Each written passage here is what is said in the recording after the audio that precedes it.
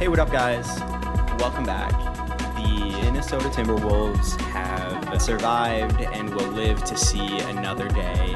They have put the series into Game 5 position, trailing 1-3, and got a huge must-win on the road in Dallas. Starting with Dallas this time, positives. Number one, just like Jason Kidd said in his post-game, they put themselves in position to win this game, playing very well in the second and fourth quarters. And specifically in the fourth, they got pretty solid looks and just couldn't cash in. Derrick Jones Jr., PJ Washington, Kyrie, Luka, which had been the big difference maker in a lot of these late game situations earlier in the series. This time, they just didn't make them. So next, tremendous Gafford game. 3 huge blocks, including back-to-back blocks on Karl-Anthony Towns in the midst of his renaissance resurgence stretch in the fourth quarter, where Cat was definitely on, despite being very deep in foul trouble at that point. Blocked Cat out of bounds, inbounded it to Cat, blocked him again in that order. Gets the crowd into it. Gaff is super good at that. Also had 0 turnovers, which I think is very important. I don't think he was really leaned on to play make quite as much. Next, I want to mention Jaden Hardy, a second-year player, ferocious and aggressive, earning himself more and more minutes in these games. I just love how fearless he is and how much of an impact he's making on the offensive end. He is widely known and respected on the defensive end, but a lot of young second-year players, that offensive confidence and aggressiveness a little bit more shaky. And so he had 7 points in the third quarter alone and was doing so well that by the very first possession that Dallas had in the fourth quarter, Luka gave up a point-blank, maybe a few feet floater to do a no-look kick out to the corner right to Hardy, and he knocked it down for the very first possession of the fourth quarter. So a lot of confidence, clearly, not only in Kidd to have him out there, but in his teammates as well, not to mention his generational talent, number one guy in Luka. Somewhat similar to Nembhard by the end of that series against Boston. I guess the only thing I would say is maybe try to dial back the shit-talking on Anthony Edwards, because Ant doesn't seem like the right kind of guy. Just giving him any other reason to be less timid about what he's going to do. I might not recommend that. I would just maybe keep playing normal. The other positive I want to say, I just really like the fact that they huddle up. Maybe the ball is getting sticky, defensive breakdowns, things like that. And I just realized that I don't really see that much. Encouraging guys, particularly the shooters. You don't see stuff falling down. It's easy to have things snowball, especially when you think about how young this Dallas team is. I have to constantly remind myself. I think it's easy to default to Kyrie, which is fair. He's 32. But every single other starter is at most 25. Gafford 25, Luka 25, PJ 25. Weird. Lively 20. D Jones is like 27. I have a somewhat of a feeling that was Kyrie's thing. Negatives. Speaking of Kyrie, off night for Kai, still found a way to impact the game. Started to feel like it wasn't his best night when he got 2 fouls within a minute in the second quarter. Finished the game with 4 turnovers, and of course had that basically the game sealing turnover with like 30 seconds left or something, trying to make that left-handed wraparound almost pass into Gafford's. He saw that Conley had switched onto him. It was the right pass. Ant, though, did a good job of crowding that passing lane there. Before that, though, did have a really late flip shot to cut Minnesota's lead to 3. Then he passed up an open outside shot, brought it into the mid-range, also passed that up, had the help step up, and then made a great bounce pass to Gafford for a super easy reverse dunk. Really trying to do the veteran thing, play the game as it unfolds, play it the right way. What does it need? What does my team need? That kind of thing. The new Jaden McDaniels assignment, him guarding Kyrie, might have had something to do with it. All of that length is going to be hard. If you're a 6'2" guard, even with some of the best handles that we've ever seen, they didn't seem to take enough advantage of the softer defense that was presented to them as the Wolves got themselves in worse and worse foul trouble. Anthony Edwards, Rudy Gobert, Karl-Anthony Towns really did not help themselves great Obviously, they operated very well considering the circumstances.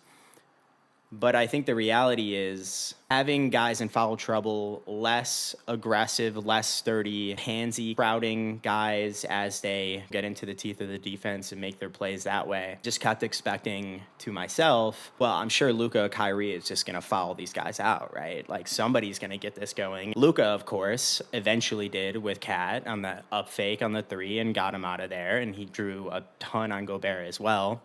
But I don't know. Overall, it was Dallas's turn for their backcourt to just come up short. Luka's worst game of the series is 28, 15, and 10. But notably, he did have a game low minus 13 on-off differential, which is abysmal.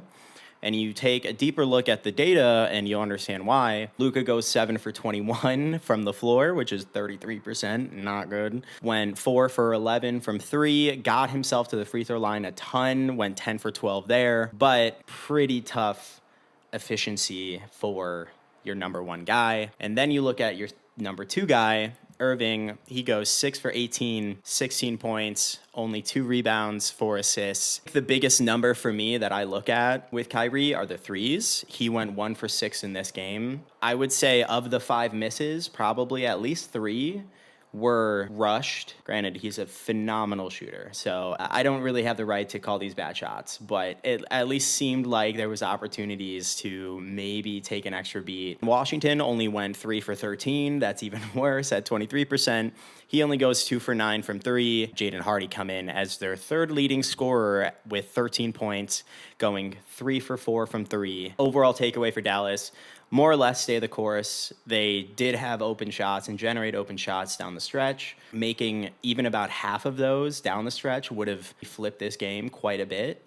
So I don't think they should really overreact. And then, of course, integrating Derek Lively back into the rotation, bringing the juice that he always does, and specifically defending Gobert by his benchmarks, had an outstanding game. Energy, juice, communication, defensive presence under the rim is just going to be really, really helpful to have back. Last takeaway I have is potentially looking at new counters given the new matchups that we saw tonight. Ant taking on Luka, Kyle on Luka. Now that we've seen, albeit a maybe organically bad shooting night, perhaps. Over to Minnesota, we have bounce back game for Anthony Edwards. He finishes with 29, 10, and 9, goes +7. Really want to spotlight that 10 rebounds part. That's a lot again. I know Luka makes everything look easy because he's enormous. Ant shoots 44% from the floor, 25 shots. Obviously not the best we've ever seen, but he's being aggressive, taking that many shots. Most importantly, within that,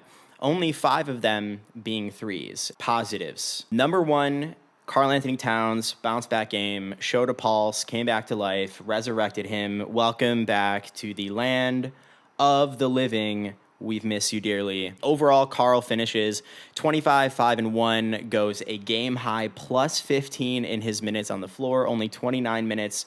Obviously went into foul trouble, which I'll get into, but an extremely efficient 9 for 13 shooting night from the floor. That's 70%. 4 for 5 from 3, which everybody knows has been a very, very big point of struggle for Karl. But specifically in the second half, one of those moments where I feel like we don't see it a ton. It probably happens more than we think, but didn't seem incredible in the first half.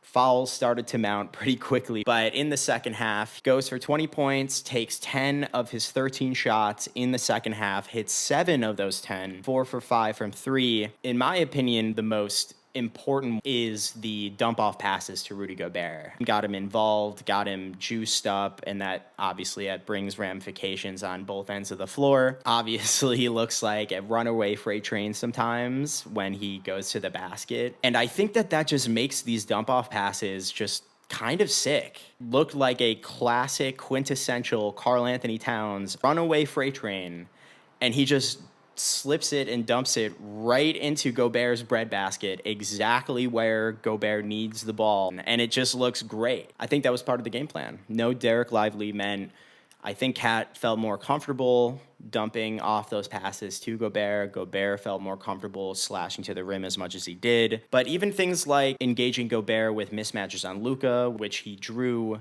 A couple fouls on Luka throughout this game, one very key one late, the kind of style of play that Gobert himself had been vouching for and flagging, like, hey, we're not taking enough advantage of our height. Give me the ball when I get a mismatch, and we get to stop and push the pace. So 13 points and 13 rebounds, gets to the free throw line 9 times. So that, if anything, should be an indicator for what kind of game this was and what kind of rim pressure Minnesota was able to present. Next, it is indeed a Kyle Anderson series, and thank Christ Finch and the coaching staff finally put their money where their mouth was. After the first or second game and the post game, Finch said, we knew before the series this is going to be a big Kyle Anderson series. I really don't think Kyle has played nearly as enough minutes as he should have been, literally until this game. Gets out there for 24 minutes, and the last time he played that many minutes was on May 6th in Game 3 against Denver, week shy of a month ago. The way I like to say it is Kyle helps liquidize the offense, keeps things molten, keeps it moving. Quick hits and picks. When guys give Kyle the ball, he is very good at passing it out right away and then setting a screen, kind of like Batum, if you will. These guys that are good connector pieces and just know who needs the ball and when and where they themselves should go. Anderson can't really even space anyway, which makes it almost more impressive he's able to be out there with Gobert. In addition, he guarded Luka. Makes a lot of sense given Luka isn't really the road runner out there, so it makes sense. I'll get into that later. And there's that super viral clip of Anderson calling plays, telling Ant to kick it out to Cat in the corner. That back screen play is so underutilized, I feel like. That should be used all the time. Really good to see not only Kyle there to suggest it and listen to him, which is huge. We have Ant playing better in literally every single sense of the word. Free throws, he took 8 in the first quarter, set the tone. I am being aggressive. You better have a contingency plan to stop me. I am going to use that momentum to then get my guys involved as the game goes on. Scoring, of course, coming back, 29 points, and only 5 of his 25 field goal attempts were from 3. The guy was not messing around. It was time to go for the jugular, and Ant was making it happen. It's honestly at the level of Zion and Giannis, how much these guys need to pack the paint and basically build a wall to stop him when he's getting downhill. A lot of improvement on the skip passes, not making them, putting them super out of reach, being a lot more decisive as far as coming off that pick and roll. Are you going to rise up and pull? Are you going to make the easy kick out depending on who's coming up to, provide help? In addition to that, the pull-ups themselves, of course, are just fuego. Had the monster pull-up midi to ice the game and extend the lead to 5 with barely any time left. But he'd been kind of doing that all game. He had an awesome vintage bank shot off the glass, made that. He was kind of punishing this open space and playing the defense like a violin. Like, this is how you're supposed to do it. If you watch Luka Doncic, if you watch the best initiators in the game, it is not necessarily I am imprinting and imposing my method of play style on you, like a younger Giannis, if you will, or Zion, I guess. It is a show me what to do, and I'm going to punish you that way. Kind of how Ant is starting to operate a lot more. He's becoming less like Zion, more like Luka. Makes a lot of sense. Obviously, he has a lot of physical gifts, and there is a lot of pressure innately surrounding him whenever he turns a corner. But if they're giving you space in the mid-range, you got to channel the inner MJ coursing through your veins and knock the shit out of those 16-foot pull-up jump shots, dude.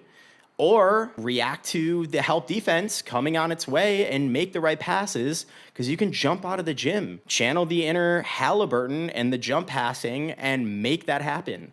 Don't worry about the no-look stuff. That'll be Luka playmaking level 201, but that is basically how you're supposed to play this game. And again, it doesn't have to be the flashiest because you present so much downhill pressure as is. If you just make the easy pass, continue to be aggressive, going to the paint, getting to the rim, and knocking down mid-range shots, and not just settling for the outside shots, that is what kills Dallas. Ant's defense, one of the very first few possessions for Dallas, almost stripped Luka trying to do a wraparound turnaround on Ant. Was a foul, but I took it as a message.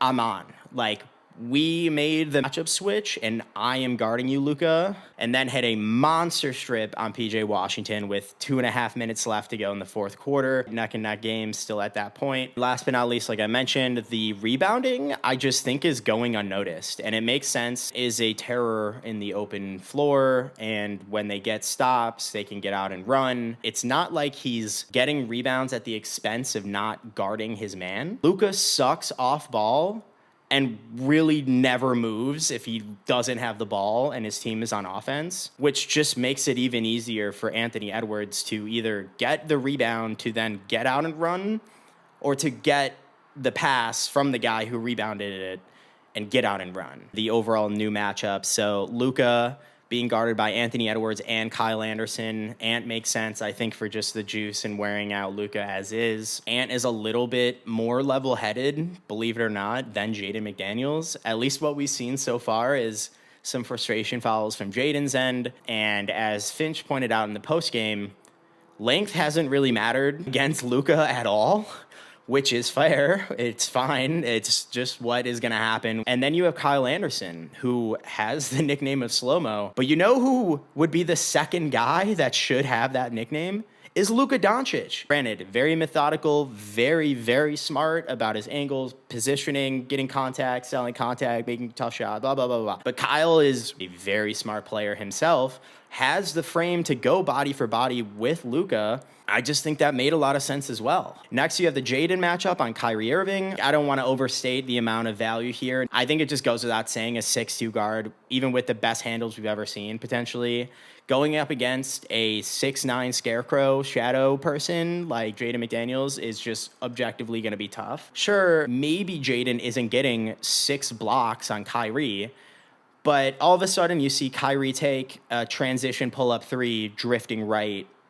early in the shot clock because he hasn't even seen that much daylight in 8 minutes.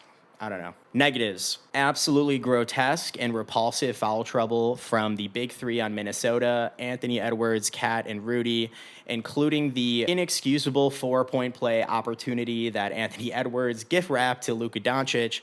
I have watched the replay quite a number of times. It is so soft. Of all people, honestly, dude, let him shoot it. Like, there was absolutely no reason to even get that close. The flip side of being so energized on the defensive end from Anthony Edwards on a guy like Luka is he's going to punish every single mistake. At the molecular level, he is ready and waiting. And that is how these great players operate. It is, I am waiting for you to tell me what to do, or you to make a mistake, and then I'm going to punish you. 0.00% reason for Anthony Edwards to be that close in the first place. Credit to Luka for making it. Karl-Anthony Towns and Rudy Gobert, though, especially Karl-Anthony Towns. The first one literally at half court on Luka made absolutely no sense.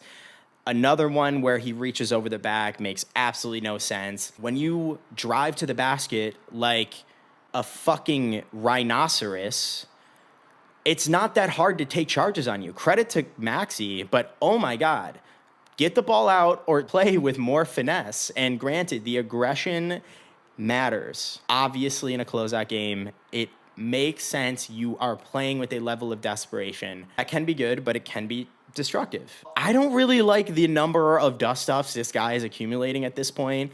It feels like Rudy's playing with a chip on his shoulder, which usually I'm a fan of. He's getting into it with Derek Jones, pushing guys, whatever. Like, you're not like that. I don't like this, you know. Also, negatives, Ant falling in love with that skip pass a little bit too much. Does exactly like he's supposed to do. Gets to kick out, pull up, gets to fly by, gets into the mid-range.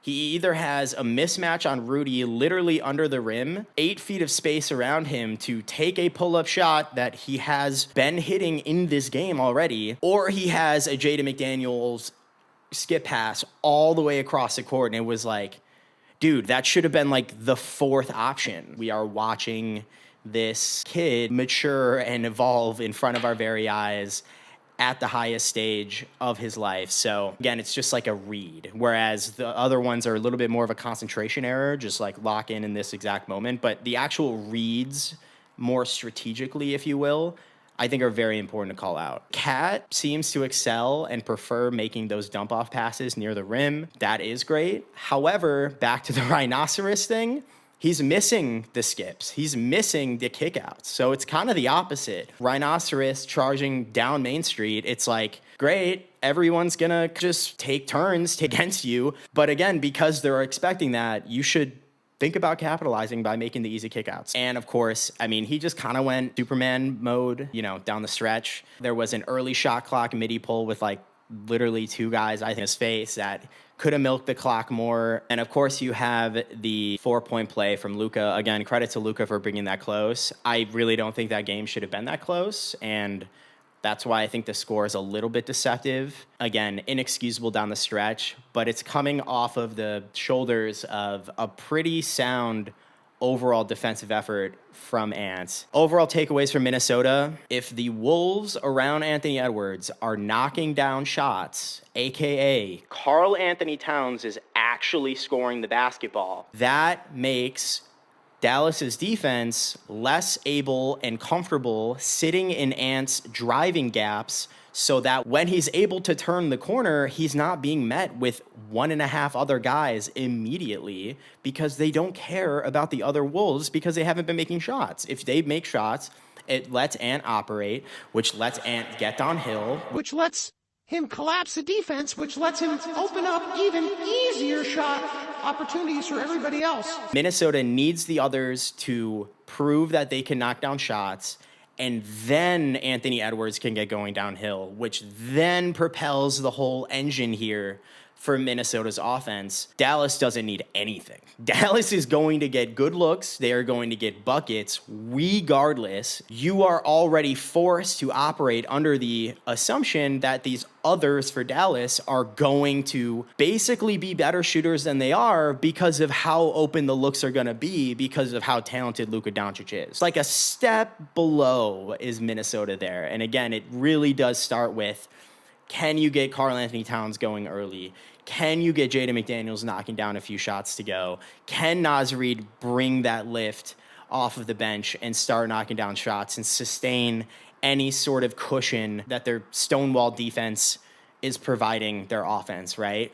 That is why it's a little less flammable of an offense than Dallas is. And that is really the crux of what the whole series is about. Can the Wolves spark their offense enough and sustain it? And then on Dallas's end, they are coming into it knowing they're going to get great looks and a lot more potential potency there. And they just kind of have to cash in, hunker down on defense, and do our best to weather the storm. We'll see. The only other interesting takeaway I had was going small. There was like a 2-minute stretch to close out the second quarter where Gobert and Cat were in foul trouble, and they had Naz at the 5, Anderson at the 4. I think Ant, Conley, Jaden, or maybe Na was in there, but whatever. Made me realize how much the zippier ball movement with, again, mobile Naz Reid, liquidizing Kyle Anderson, a very fast and high-gravity Anthony Edwards, very quick Mike Conley. There was just zip on the ball, and it prevented Ant from just going headfirst in Giannis Zion style and getting swallowed up and trying to make miraculous plays. It just made so much sense because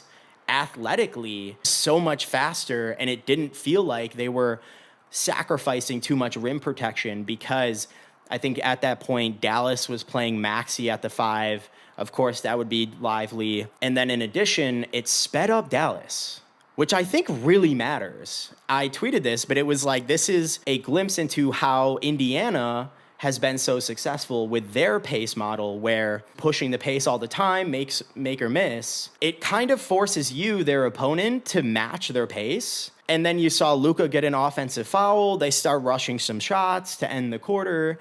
And I don't know. I kind of went like, that's interesting. Overall, guys, an incredible, incredible game. Dallas, I wouldn't really be hanging your heads. Obviously, you're up in the series, and it's just one away. But it's, again, getting that Flint to just spark on fire offensively for the Wolves. And it literally unlocks everything that they ever want to do. I guess if you're Dallas, you really need to dig in and make sure Cat and the others just don't get going. We knew that after game 1 we could win, or in game 2 we would win. I'll say the only game they really beat us was the last game.